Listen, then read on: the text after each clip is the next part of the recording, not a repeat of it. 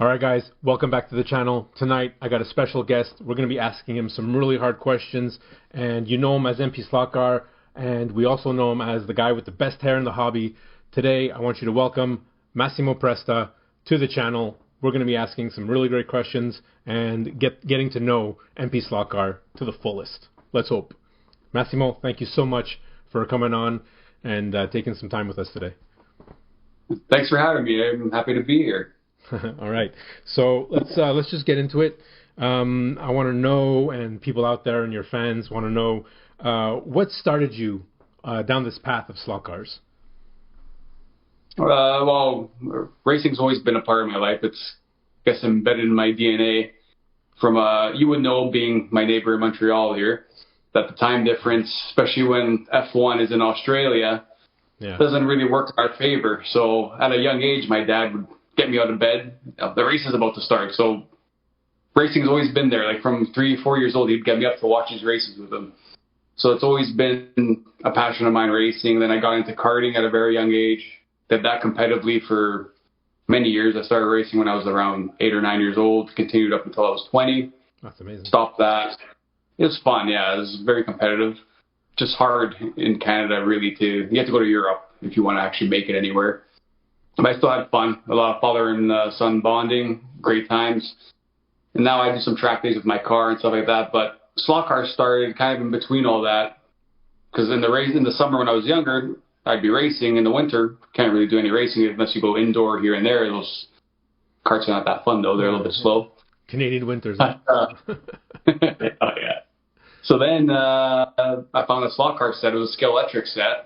Like, I had them growing up. Let me backtrack a bit. I did have slot cars growing up, the little sets and the little mini, like, I don't know if it was Tyco I had growing up. And then I had a few sets and then stopped for a long time. Found the scale electric set randomly when I was at a hobby shop looking for an RC.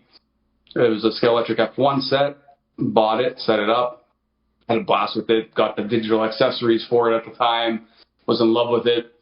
It was that back then, it was more I just set it up to play, take it down, set it up, take it down. Eventually sold it when I went to college. Was out of it for a long time. Got back in with Carrera. Same thing though, set it up, take it down, set it up, take it down. Then it was parked for about 4 years, maybe up until COVID. COVID happened, came back out, and now it's out. That's it. So at that point, what made you decide to actually start a YouTube channel? It kind of started as, like, I had no intentions of starting a YouTube channel. I was home one day, COVID, laid off. I built this table with literally whatever supplies I could find. That first table, I should have taken pictures of it underneath because it was very sketchy because I didn't have, nothing was open. And I just, whatever materials I had some 2x4s, I had some very thin plywood. Like, it was very, like, just thrown together, but it worked.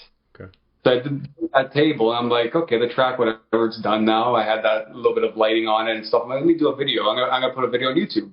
I had nothing to do. So I just did, or it's still up. It's my first ever video. It's just a video of the track with some background music. And immediately I started getting views because just the timing of it. People were looking for hobbies, I guess, searching slot cars. Mm-hmm. So it was getting a lot of views. I'm like, oh, okay, interesting. And at the time, because I was getting really back into it, I was watching all the channels. I was watching Dave Kennedy. I was watching Johnny Hobby. I was watching all these channels, and I'm seeing that, okay, their videos are getting views too. Maybe it's something I can kind of pursue, have some fun, and like have people come along on my journey and try to promote the hobby a little bit more. So I started doing some review videos. I think I reviewed a Mercedes, was the first ever review, and it was tough going on camera. Yeah. I still sometimes don't like it. Like, this is why I don't do many lives. I don't like seeing myself when I record my videos. I really don't see myself. Did you see my intro? Don't worry about it. You're doing way better than me, buddy. Trust me. It takes practice, though, right? And yeah, watching. I told you the other night when we had that quick chat. Like, watching my first videos, my girlfriend makes me watch them sometimes just to kind of like poke fun at me. I just cringe. I'm like, oh, please, don't turn it off. Like, but yeah, it just kind of started just for fun, and it's still for fun. Like, I'm doing it because I like it. I love the hobby, love the community. Yeah. And the main goal now is just to grow the hobby. Like, I'm never gonna make a lot of money on YouTube with slot cars. It's such a niche market. The goal here is to grow the hobby to the masses. People can see what you can do with them. That's why I'm doing this little series too, like the World Cup series, this F1 series, to show even if you're by yourself, you can still have fun. You can do these time trials and make it competitive and have a good time still. Yeah, those are some of my favorite videos. Excuse me. Those are some of my favorite videos from you and also other CCs, other content creators in the hobby. I love seeing what people can do with the track, and that's what really got me to your channel, is the time and effort you clearly put in. And that brings me into my next question, is like, where did your modeling skills come from? That's great. You want to start a YouTube channel, put together some tables, but let's not beat around the bush. Your track looks amazing. Where was the inspiration for that? And like those modeling skills, did you go to school for that? No, I just, again, there's all YouTube. A lot of my inspiration, there was a channel early on that I saw when I first did my first track, and I was trying to figure out how to do the grass and all that. I watched this channel. It was Anthony Ramsey. I don't know if you've ever seen his channel. Rings a bell. I don't. I Yeah. was more into the gaming channels like Black Magic Craft, and there's a guy who does the wargaming stuff. But go ahead. Yeah. Yeah, so there's this guy, Anthony Ramsey. I think that's the name of his channel. It's just his name. And he had a bunch of Slotcar. At the time, he had a bunch of Slotcar videos. I don't think he's posted lately. But he made a very nice track. Like, he has a nice layout, and he did all the scenery. I'm like, wow, it'd be cool to recreate that. So I was just kind of looking. He would do videos on how he did this, how he did that. And then Boone came out, and he was doing very in-depth videos.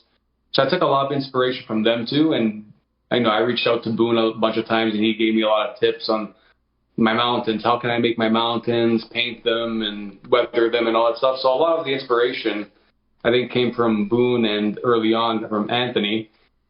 And I just wanted to create something. Like, I was, again, it's Dave Kennedy talked about it a long time ago. Like, it's your own escape. And even you and me touched on that the other night. Like, building this thing, for me at least, it's like you're in your own kind of world. You make it your own. It's your own space. I go there to unplug sometimes. Like, even when I'm doing my videos, it's just for me to like kind of unplug, even though I'm doing something like making content. For me, it's an unwinding time. I just enjoy it. I have fun. Once the trigger's in my hand, I'm having a good time. Oh, that's good. And doing the scenery is just like being in your own little space, right? That's great. So you're telling me that all that is from scratch. You're not like. I've never been an artist. I've never been like I'm a hands-on person. No, like anytime I used to do model kits or anything, I just really botched them. Like, I suck. It's just, I guess I've always been a hands-on person. Like, I like to tinker. I work on my car and, carts when I was younger. Okay. So I'm a hands-on person. It's just, I never really tried the whole modeling thing until I got into this. Okay. That's what else. What's the favorite, what's your favorite section of the track? Like, what part of the track are you most proud of? I think the actual hairpin with the narrowing corners. I painted that Pirelli. I painted half of the track on the actual track. I put Pirelli on it. I'm happy with that just because for me it stands out with the yellow paint that I did. I want to actually extend that. And even the other section, the other hairpin I have, I want to do that green and do it kind of like a Rolex kind of runoff area, like an F1. Oh, nice. But I'm happy with the way that turned out. Again, I figured one day I was bored. I got my these acrylic pens.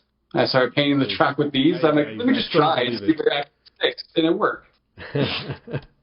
Those are great. We're gonna have to do a master series on. I really think you should. One just for my benefit, for everybody else, but to show how you do that stuff. Like, it's just, I know you have one of the there's a how-to video that you did before, but I think you really need to start and going into. This is just a personal request. You don't have to do anything. But like, you really have to show, because I'm like, that waitress you had painted, I'm like, I can see the streaks in her hair that she was at the hair salon last week, and she's talking with Cheryl. Hey, you like my streaks? I got table 7 coming up. I saw everything in that little scene. It was beautiful. It was really beautiful. So your inspiration for the track, was it clearly F1? I mean, obviously you're the F1 fan. You're a big F1 fan. Did you only think of like F1? Are there sections of your track that you took from actual from actual racetracks? Or I don't know why I blanked on that word. You said, okay, this fits my table and this works, and I'm going to work around my. My main thing when I design, because the layout I have now, it's just an evolution of my original, like 6x12 layout. It's just, I kind of expanded it. But that original layout, my plan was, again, like thinking kind of like you said, F1 related. I didn't want to have a lot of overpasses. Like you could build a really big track if you have a lot of, like, you know, whatever it's called. I'm blanking on that word too now. And it's like, people call it like spaghetti tracks kind of thing. Like it's kind of, they're fun. I don't have no problem with those. I don't want people thinking I have a problem with them. I don't want that personally. I want to kind of have kind of almost like an on-ground track with one elevation change, F1 kind of style, or a road course style, whatever you want to call it. Okay. So it's a nice hybrid then. Yeah, I guess. Like ideally, what I wanted to do originally, I wanted to do Monza. Like, I'm like, oh, I want to recreate Monza track, and I bought enough track to do it. The problem is, Carrera being such a big track, it wouldn't fit anywhere to do it to scale. Like kind of actually make it proper. It would take up way too much room. Okay. Unfortunately, that's what I wanted though. I wanted to do. Maybe one day I will. Like I would really like to model it, like all the scenery to kind of to match, but. That's a long-term project. The life of Carrera Slotcar owners is that track, is that 24, that 1/124 scale. Man. So speaking about the F1 cars, let's talk a bit about slot cars. Do you find that they actually, because I've actually never driven an F1 car, I was surprised to even find out, because I just can't find them anywhere, that Carrera actually makes 132 digital cars, F1 cars specifically. Do you find that they perform different? Like, is there a different technique when you race them? Yeah, they're just glued. You can almost go full throttle on most power settings. Really? They're really, like the newer ones. Like the last run that Carrera made, I think, was the 2018s, the ones I'm using now in that series. They're fast. The earlier ones from like the early 2000s, the bottom is a little bit different. They're a little bit more back-end happy, and you actually have to control them more. Okay. But I find that the newest ones, they handle very well. Obviously, the magnets are in, but I feel like in F1 cars, those are cars that should have magnets, because in real life they have so much downforce. Yeah. That would make sense for them to be stuck to the track. Like I've driven them without the mags, and they're still pretty good. Okay. But I feel like those cars need to have magnets in. Like they're F1 cars, they got to be glued to the track. That's the whole visual of it, right? Like that makes so much sense. Okay. Yeah, but they're quick. They're by far always the quickest. Like for Carrera, they're always the quickest cars out of the Carrera bunch. Then you have other brands around that will be quicker, but for Carrera, those are the fastest cars. Okay, are we talking like seconds faster compared to the other one? Because I mean, obviously you have your time trials, and like my track is it's a quick lap. Like the lap record now I think is 4.9, something like that. Well, that's good. When I did it with the F1 car, but then you have the RSRs and the 917Ks, which are not that far behind. They're pretty close. Like the F1 car competitively, like I can consistently keep banging out like 5.1s consistently without even like breaking a sweat. Like I know that's what I can do. I'll just keep pumping them out. If I get in a good rhythm with an RSR, I could probably get in the 5.3s, 5.2s. So it'll be close. It's not enough to challenge it in a race. It'll keep dropping back every lap, right? Okay, well, that's good. But they're close. Like in the 917Ks are very good too. Like they're up there. They can compete. They'll fall just short. And how long is your track again? Sorry, what's the length? The exact length, like I never actually I got to check on the Carrera planner, but the table itself is about 17 feet long and 8 feet wide. Okay. Because I think... I got a track. Yeah, no, that's a nice size table for that. Kudos to you for... everybody wants that space, right? Like, everyone's like, oh, I got a great space, and then someone else has got like that extra 2 feet, and you're like, damn it, man, I just need an extra 2 feet. You know, like, do what I want to do. So let's talk about YouTube for a second. Let's go back to that. I mean, you touched on it a bit before, but who has been your most influential CC, your most influential YouTube content creator? I mean, when I got started, I mentioned it before, the two main channels I watched was Dave Kennedy and Johnny Hobby. Those are the two I was watching religiously when I jumped on.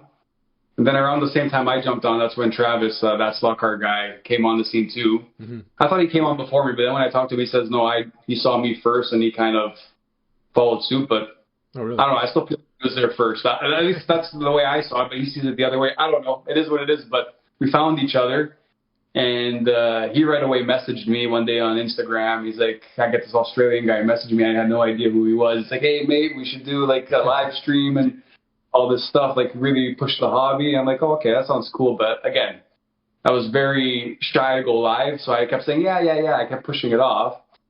But I think he was instrumental for giving me a little bit more confidence to do stuff like that. Okay. And also there was a time where I kind of got off of YouTube. I had some stuff going on and I kind of got off for a few months. And every so often he would check up on me, like, see, hey, I want to make sure, is everything okay? You're doing good. You know, we miss you, kind of thing. Like, he would always check in, which I found was very nice. And he was, I think, instrumental in getting me back to come back to YouTube. Like, not that I was, I don't know what word to use. Like, not that I was like fed up with YouTube or anything. Just I had a lot going on, and of course, I put it on the back burner. And at one point, I had no intentions of coming back. I'm like, I just don't have time. Whatever, it's too much going on. But he really kind of not pushed me, but he just guided me the right direction where I could make it work and still be happy doing it. Oh, that's amazing. So that makes any sense. Like, so I feel like he was a big part of why I'm still here. And you know what? Like, seeing his videos and watching, sometimes I'll just watch it, even when he talks about Scalextric stuff, which I'm like, not that I'm not into Scalextrics, but I have a Carrera track. But sometimes I'll just watch his videos because he's got such a good persona. He's got such a great aura. Did you ever do a live with him? Did you ever? Yeah, I was doing like a few lives, and I remember one night, like, we convinced, I think it was Dave Kennedy, Boone, and myself, all four of us. We did like a live stream, and I think it was the first time that any content creators for the Slotcar world did something like that. So he was all happy, and he's like, oh, this is like, you know, a groundbreaking thing. This is great for the community. And it is, because like we're such a small community, but we got to do stuff like that. And now you see it all the time. So I'd like to think that he pioneered that into existence. Like, there's always been like the global Slotcar chat, but I find that's a little bit different. Mm-hmm. This is, that's where there's like 20 guys on one screen. Yeah, there's like 9 or like I watch it too sometimes. Like, there's a lot of info there, but yeah, it's about 9 guys on the screen, and they're showing show and tell basically and talking about the Slotcar world. It's cool, but like I found this to be different because these are guys going on doing videos on reviews, and it's just kind of like not a different world. It's the same world. Like, I'm kind of a different angle. You mean a different angle? A different angle, yeah. So like for that sense, it was the first time. So at least I like to think he pioneered that, and now everyone does it. Like, you know, Raul had that nice, like, 1 year where he was doing that chat with I was on for a bit, and there's Marty. Yeah. You know, George, everyone was jumping on that, and it was cool to watch, something to watch. Now we have 2 lions every Tuesday. So it's, you know, I feel like Travis is a big part of that. So, like, and even still, like, he pushes for people, you know, join YouTube, we need it. So he's a big part why not only myself am here, but a lot of other channels, I believe. Oh, absolutely. Well, that's great, man. That's great insight. Sorry, I know I rambled on. No, not at all. I'm like, listen, I'm chewing all this up. I love the backstories. I love, like, connecting the dots, right? Like, I started this journey, I say 6 months ago, but that's because that's when I got my set. But it was like 2-3 months in the research process of like, oh, do I really want this? Do I have space? Can I even have this in my place? How much time am I actually gonna, like, is this really fun? Trying to find a shop that will actually let you practice and race in Canada alone. Montreal was like horrible. I went to one shop. He's like, oh, I used to have one, but then, like you said, the coronavirus happened, and so he was like, no, we couldn't have people. So it's like, I just want to play with the set, guys. Like, I just want to know if this is something that I'm going to enjoy or I'm going to buy it and put it away. So I get it. So it's really great. So seeing all you guys, the Johnny Hobby himself, like yourself, and now I get to connect the dots. So you telling me stories of like how this guy was talking to this guy and how you guys started. I'm loving this. I'm loving this. I'm sure everyone else is loving this because the guys who have made it, and congratulations to you at this point. Did you ever think you would reach 5,000 subscribers and plus? Oh, no. Like, even early on, like, I think a modest goal for me, it was like, oh, if I get to 500, like, that's an accomplishment. And eventually I got to 500 and I was happy. I was content. I'm like, okay, you know, for a Slotcar channel, and like me kind of not having proper equipment and just kind of, I just wing it. Like, every video, I don't have a script or anything. I just kind of go on. I'm like, I'm going to do a video tonight, and I just go about it, having fun with it. So I never really expected to get more than on 500 subscribers. I think that was an achievable goal, and I hit that, and I was happy. But then channel kept growing, and it still continues to grow. Even when I'm on a hiatus for like a month or 2 months, I keep getting notifications of subscribers coming in. I'm like, and I'm not putting content. I'm like, wow, this is, I like to think that at least my information, I have a lot of kind of stupid videos where I'm just poking fun of myself and how dumb I am. But like I do have some informational videos, so I do hope that it reaches some people and helps them, guide them in a way not to make the same mistakes that I've made and yada, yada, yada. So I'm hoping it's reaching the right audience. And it seems like it is because it's getting a lot of subscribers. And like I never would have dreamed to get to 5,000. And it's incredible. It's clearly working. Sorry, I missed the job, but it's clearly working because this for me is like 6 months into the making. And when it clicked, that I was like, wait a minute, this guy's Canadian. This guy's in Toronto. Did we just become best friends? Like, it was just this weird thing. Yep. And then I see that, and I'm like, okay, relax. Don't be all creepy. We're adult men here playing with children's toys. Let's not be creepy. And then I see that video of you guys, Raul, going down to see Billy or something. And I'm like, I should be there. These are my people. I'm just like, okay. No, dude, congratulations to you. Honestly, 5K. Like, you deserve it. I really want to see you at 10K. Your skills as a content creator, as well as you're definitely a collector, which is great, and people want to see that. There's definitely a market. I don't know why I'm staring at you, but like the camera's there. Sorry, I got the screen. But honestly, I want to see you grow into 10. Your information is always great. Your videos are always entertaining. That's why I wanted to do this series. I wanted to get to know a bit more about you, ask you some more questions, all in one spot, so I don't have to like watch all the videos to learn and nitbits and because that was one of the fun things about finding this hobby, is that it didn't matter which video I watched. I always took away a little bit from somebody. Somebody would say something, and it's like, oh man, that's so smart. That's so smart. Okay, write that down. Okay, remember. And you were instrumental for that for me. So thank you so much. So now going through all that, like, where do you see this hobby going in terms of like future Carrera, Scalextrics? Where can it go from here? I'm hoping up. Carrera just announced that new product that's coming out. I don't know too much about it, that hybrid product. Yeah. Which is like RC racing, but on your phone. Like it seems interesting. If it can get some more kids, kind of instead of playing a video game, they'll maybe plug that thing in and play with that, and maybe get linked up with slot cars. I don't know. Like they're trying something new. I'm all for it, but I know it's been done before with other companies. Slot cars in general, though, like I'm hoping it just continues in growing. It has grown since I've joined. I feel like it's growing and a lot more awareness. It's been touched on so many times from a bunch of other content creators. Just there's no marketing for this hobby. You don't see a commercial on American TV here for slot cars. Nothing. It doesn't exist. There's no advertising. I'll go into any hobby store. I don't see any advertisements for slot cars. I see RC stuff everywhere, plane, trains, everything. But I never see a slot car poster, even though they sell slot cars somewhere in the back. Yeah. There's no advertisements for it in the front. So it's like there's no advertising for it. So I feel like YouTube is our only outlet, which is why I'm happy with so many channels now, like coming out and pushing. That's what we need. And I'm hoping with that, with the more exposure on YouTube, that it continues its up climb, because it is climbing. At least I like to think so, and it seems like it is. So I want it to continue. So there's obviously no guarantee, but I feel like that's the projection. Like it's I have to agree, because when I had started looking, I'm like, okay, search this, search that, this versus that, magnets versus no magnets, and it was always the same videos popping up. Then all of a sudden, it was just more and more videos, and I'm like, oh, maybe because it's winter. People are coming out of getting out of their summer vacations, coming back in because of winter. I'm like, okay, that makes sense. But then everybody started talking about it. So I'm like, okay, it's not just me. Like I did notice, this incline of content creators and other people, which is great. I think it's just, if that's the momentum where it's going, I think we're going to have a good run for the winter. Summer's going to have that lull, normal. Everyone wants to be outside, not indoors. Oh, yeah. And then people have families and vacations, you get it. And then that winter, I'm expecting another jump. and then I think we'll really know where this hobby is going. So I think that's some good insight. So it's not just you, it's not just me. I'm like, okay, no, there was a jump. Yeah.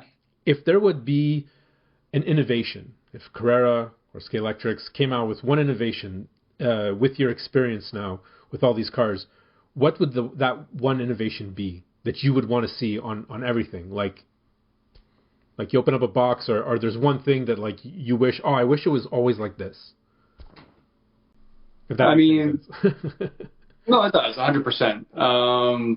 Coming from Carrera like you, the main thing is, and what I'm envious about Scalextrics is that you can race analog and digital on your track without buying a secondary box. Like I had to buy the Omni Slot box, which is a great product. I'm happy with it, but I really wish Carrera had its own built-in into the power unit a switch, which they can do. And I hope that they do one day, just to save people the agony of going. I'm not to put any of these companies out of business, because Jim Cunningham's a great guy and his product's awesome. But I feel like Carrera should have something like that in place. Like they could do it. So I don't know why. Because then I don't know. It would be make things a lot easier. Because then there's a lot of cars you want that you can't find anymore, but you'll find them in analog. Yeah. And if you buy that, you chip it kind of thing, right? Which is it's $50 a chip. Adds up. So that's why I bought the Omni box. I was chipping so many cars, like my slotted cars, the cars from Ernie.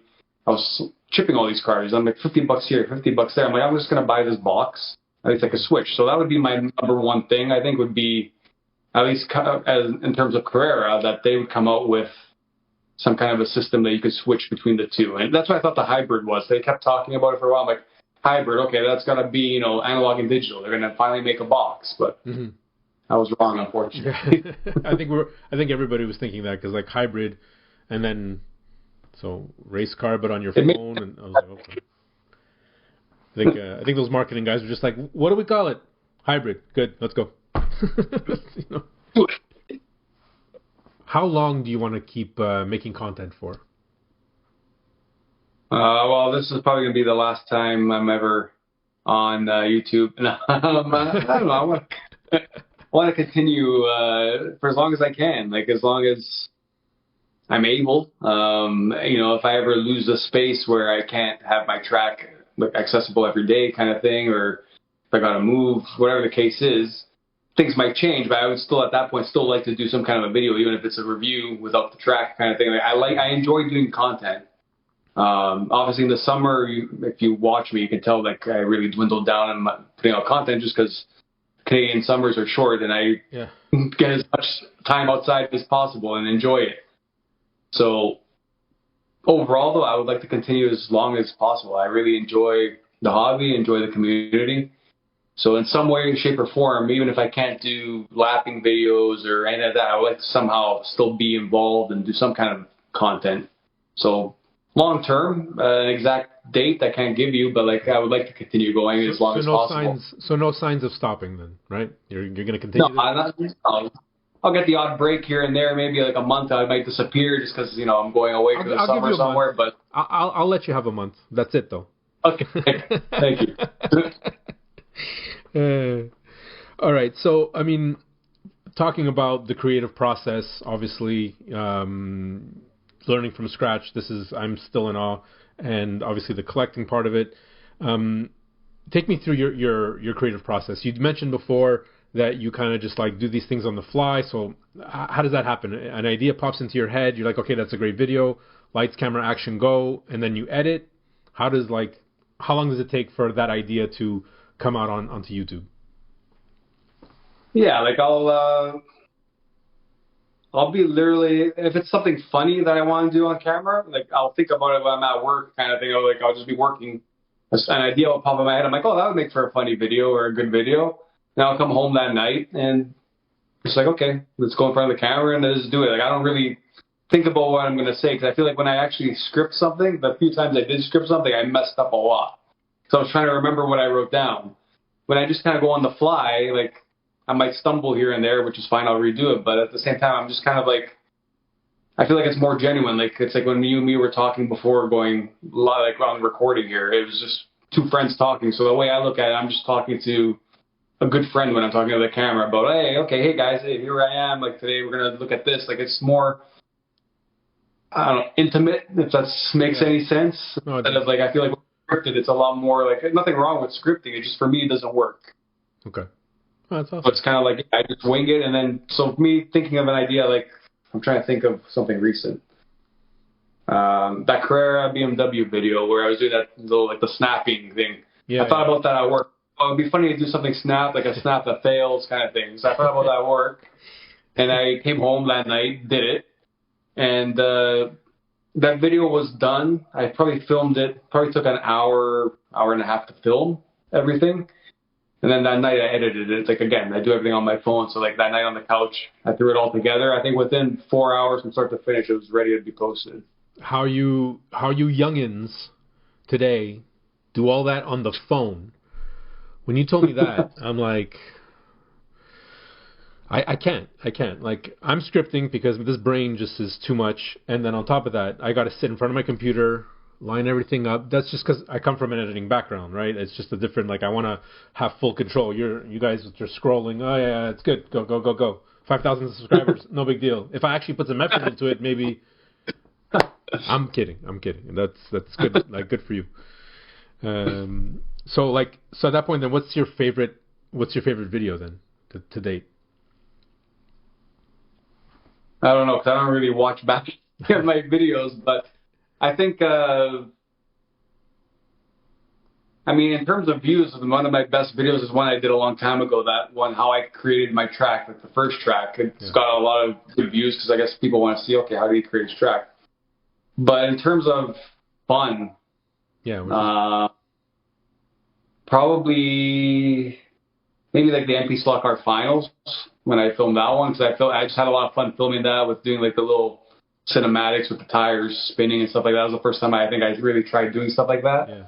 Like it was finals, so I kind of tried to get a little bit more creative. So I really enjoyed filming that video. It took a while. Like those ones take a while to cut and edit everything, but I actually had a lot of fun with that, like doing that, which is why I kind of got inspired to do this one with the F1. Because I'm like, okay, it was fun. It takes time, a lot more time than your normal video, but it was fun doing it. I can tell you that I appreciate those immensely. Like to actually get to see the cars, and like you said, it's that pulls you away. I know they're models. We all know they're models, but that's what makes it awesome. It's like you get to be in that time frame, that little section of track that you built, and every corner and every pass. You know, it's not like my place where I'm going to do a pass of a corner. You're going to see shelves and all my Star Wars paraphernalia.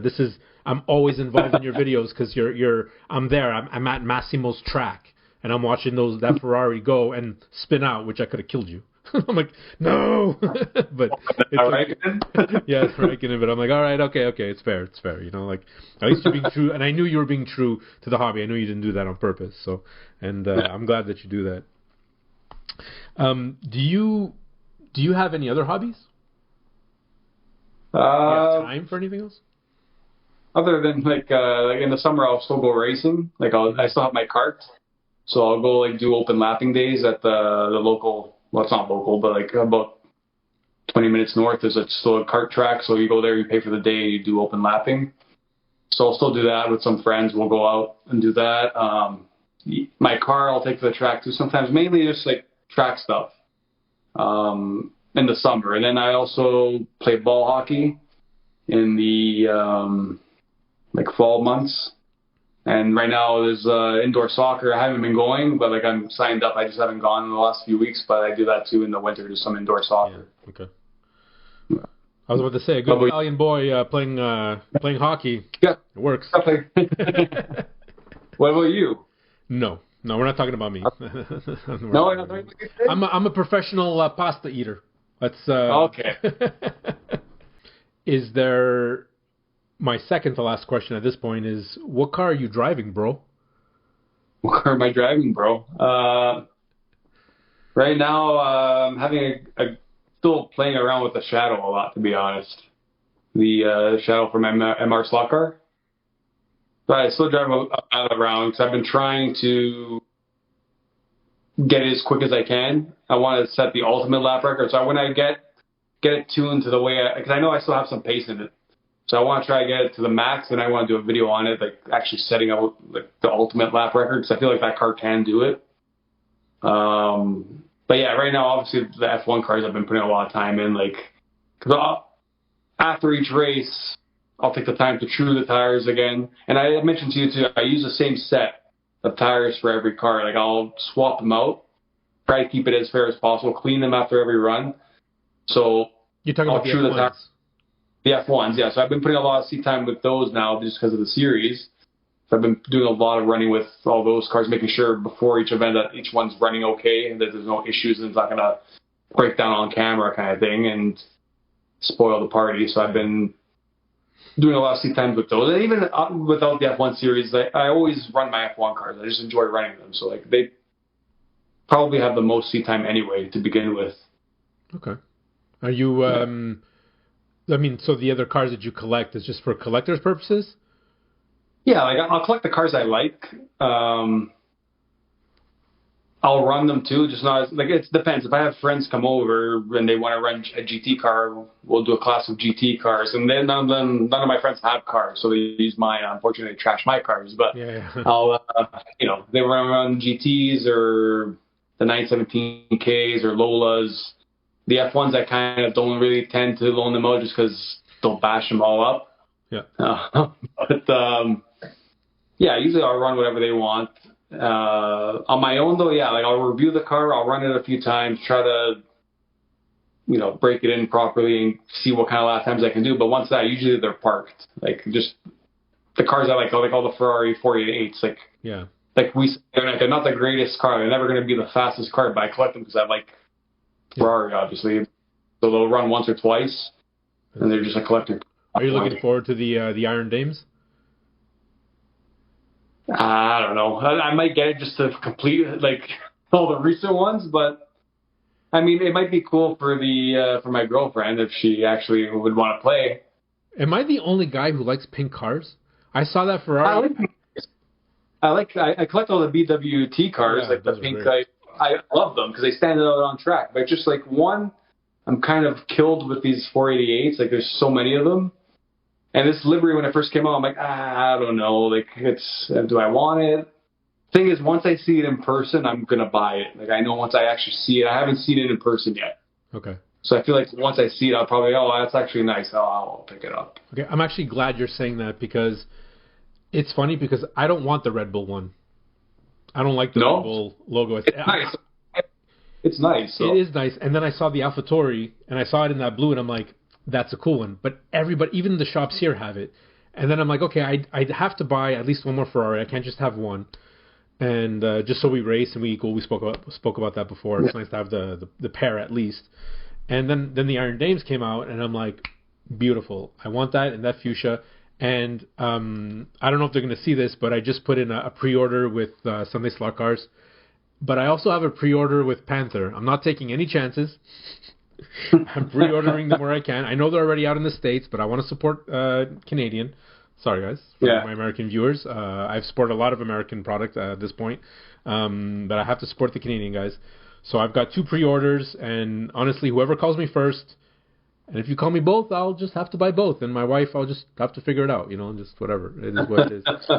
So, but no, I feel you for the 488s, and I was really excited when you did that video on all the new Ferraris coming out. Not specifically the Ferraris, but what's coming for Carrera. So I'm really hoping that stays on track. So when you're racing, you don't have a club of your own. You don't. No, like here, no. I go to like Scale Racing Center, Ernie's place. Okay. I don't go as often as I did before, but he has the wood track and then the plastic polo car track. So I would go there and run the cars, a lot of my analog cars there. But in terms of like an actual like championship or series that I have consistently, no, there's nothing right now. I was always thinking about starting something locally, like a couple local guys, because there's a few tracks, like basement tracks around. So I'm like, maybe we could do a tour, like, like 1 week we go here, and 2 weeks we'll go there, another 2 weeks. Like, get out of my head. Get out of my head. This is what I wanted to talk to you about before. Okay, get out of my head. We'll talk off camera. Awesome. Okay, so sorry, go ahead. Oh, no, that's it. Okay. Okay. No, because you were just mentioning before your friends coming over and you don't want to give them the F1s. I totally understand. I'm just different on my track. I know that living one up north is hard for my friends and family. And two, when friends come over, I'm a guy who's like, no, come. Like, I bought this so everybody can enjoy. So, like, I have no spoilers. I take them off right away. I know my cars are really fast, all magnets, and like we just no holds barred. It's just demolition derby. I don't care. It is what it is. But clearly, when you have a collection and you're a collector, not that I'm not, but at the same time, like I went in knowing these cars are going to get damaged and just accept it. Yeah. Right.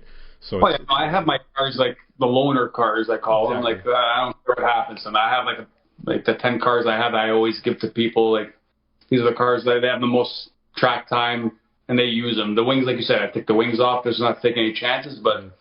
Yeah, cars are a little bit, worse for wear, but they still run. They look fine overall. So, yeah, see, that would be my one thing to call Carrera, to be like, figure out your wings.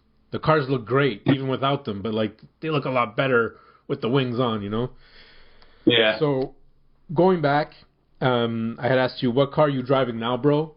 I meant like what's your real car? I don't know. It's hard to tell with this hobby sometimes what cars you guys are talking. But that was great. I was like, oh, that's not what I meant, but that's awesome. We got a good line out of that. You can cut that all out. No, not at all. I'm keeping it. I'm cutting this out. This is right now I'm driving it's a 2008 BMW 135i. Nice. So I've been booting around with that for the last little bit. I didn't want to drive it for the winter, but I kind of got stuck this year driving it. I mean, so far, knock on wood, we've been lucky. Only had that one small snowfall, so hopefully it continues. Yeah, same. But yeah, I've been running that car.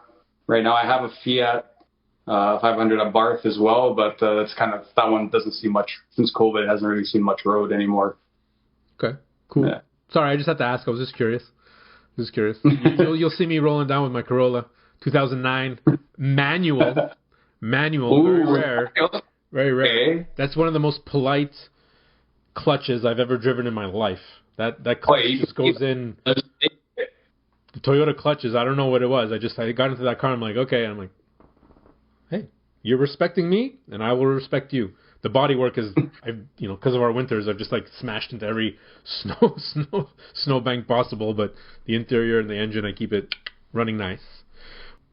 All right, so I guess my last question or segment here before we wrap this up is there anything you want to say to your fan base, to your subscribers at this point? Yeah, first and foremost, thank you for the continued support. All the kind messages, the likes, the comments, people reaching out to me. I get a lot of emails behind the scenes asking, including you, asking for advice on track building and how I did this, how I did that. And I enjoy it. It's hard to answer everyone's question, but I do my best, and I enjoy doing it. Again, that's what this hobby's all about. I don't charge anyone for anything. If they want my track, I send them the drawings right away or the files. Like, I don't mind.